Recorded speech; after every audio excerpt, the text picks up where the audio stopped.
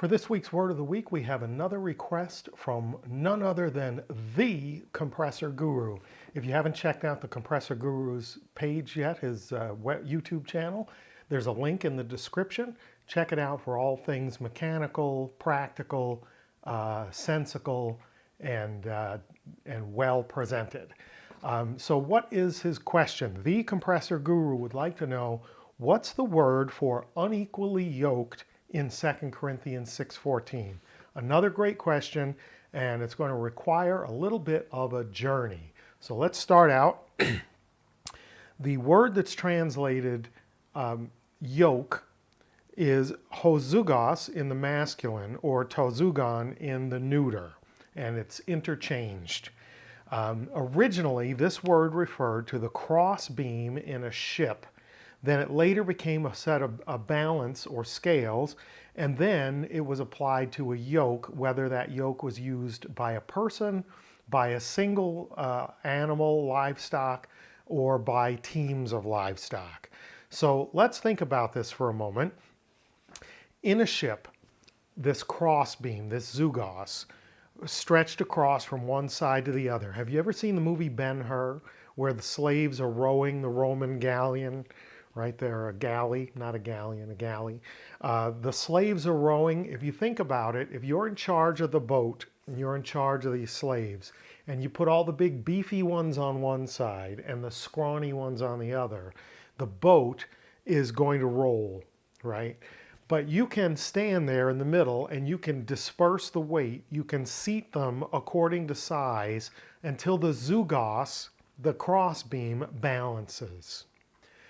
So that's why this term for the beam in a ship became used as the term we have for scales. And even when it's used for scales, we normally translate it scales. It's almost always in the singular, because it's not the little baskets that hang from the ends of the beam that matter. It's the balancing beam that makes it a set of scales. Because how do you know when you've got the right weight? When it balances. Similarly, with a yoke, when a person uses a yoke, the balancing beam is balanced across the shoulders, suspending the weight from each end. And what is the purpose of it? It increases work capacity.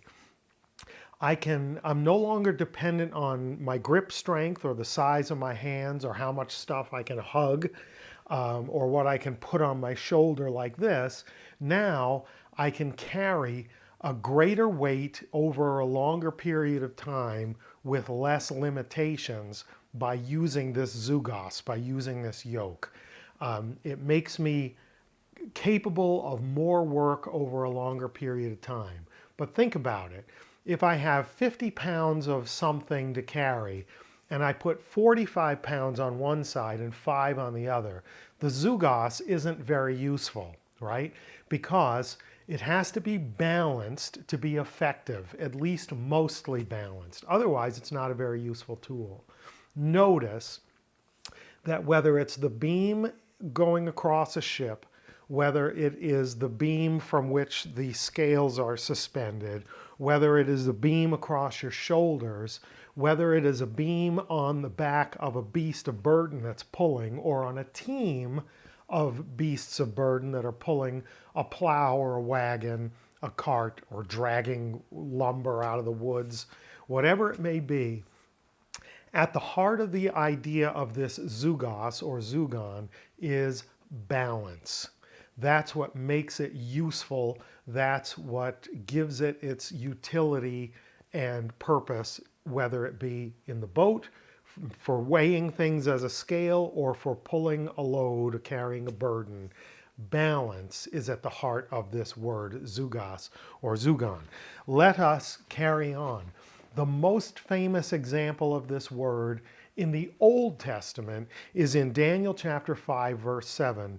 Many tekaluparson, you've been weighed in the balance and found wanting, or weighed in the balances and found wanting. But I want to point out something interesting.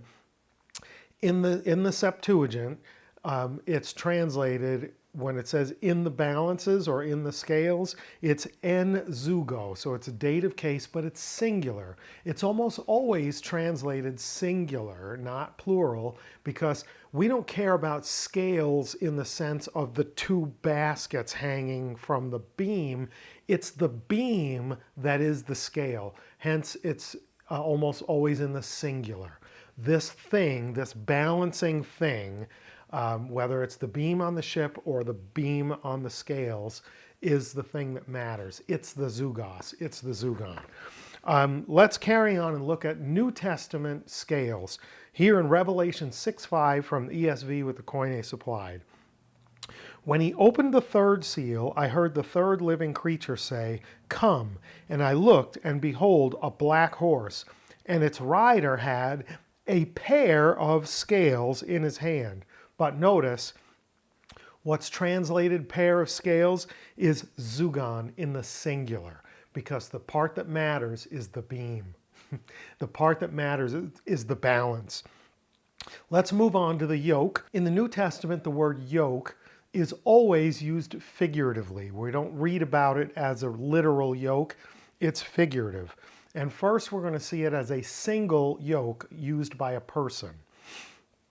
This is Matthew 11:29 through 30, ESV again, Koine supplied. Take my yoke, zugon, upon you, and learn from me, for I am gentle and lowly in heart, and you will find rest for your souls. My yoke, zugos, is easy, and my burden is light. So we had zugon and zugos, one here not in the neuter, but in the accusative case, and the other in the nominative case. And what we get from Jesus is what's known as a conscious paradox. How do you take on a light burden? A yoke is for bearing burdens. It's for carrying weight. And he says his yoke is light. And he's appealing to people who are burdened, right? So what is he saying? How can a yoke be easy? The zugos can be easy because if everyone is under a zugos of some sort and someone offers you one that's less onerous, his yoke is easy by comparison to other yokes, right? Now we get to the big question. Now we get to the question from the compressor guru. What is the meaning of this word in 2 Corinthians 6:14? Let's read it in the ESV. Do not be unequally yoked, heterozuguntes, with unbelievers. For what partnership has righteousness with lawlessness, or what fellowship has light with darkness? So our word here is a modified form of zugos, right? Here we get heterozuguntes. So this is a present active participle, meaning it has continual action, and heteros means another, and zuguntes means to be yoked together. So he says, don't be yoked together with another, but here's the thing. There are two ways to say another. Heteros, another of a different kind, and allos, another of the same kind. So what Paul says here is, do not be yoked together with another of a different kind from yourself. And then he says, why? For what partnership has righteousness with lawlessness? Righteousness for Paul is essentially always a forensic term. He's not talking about your character or your conduct. He's talking about whether you have received the righteousness of Christ by faith in his sacrifice on your behalf. So when he's talking about righteousness and lawlessness, he's talking about those who've accepted Christ and those who haven't. So he says, do not be yoked together continually with someone of a different kind from yourself, someone who has not put their confidence in the sacrifice of Christ, the sanctifying work of God in your life through Christ. Because these two are of different kinds. Think about this with me for a moment. What is the essence, again, of the word zugos or zugon? It's about balance. Whether it's balancing the ship right? It has to be even and even on both ends or the ship doesn't balance. Whether it's the balances that you weigh things with, the balance must be even for you to know when the weights are equal. Whether it's the balance across your shoulder to carry a load, if you're trying to move 50 pounds, 45 on one side and 5 on the other is not going to work very well. But 25 and 25 is balanced and you can do a great deal of work that way. Or if you have livestock, particularly a pair of livestock pulling, it's important that the pair be of the same kind, be balanced, right? So if you have an ox and an ox, they can pull in a balanced way. If you have a donkey and a donkey, they can pull in a balanced way. But an ox and a donkey, animals that are not of the same kind, heterozygontes, these creatures are not balanced and they can't pull evenly.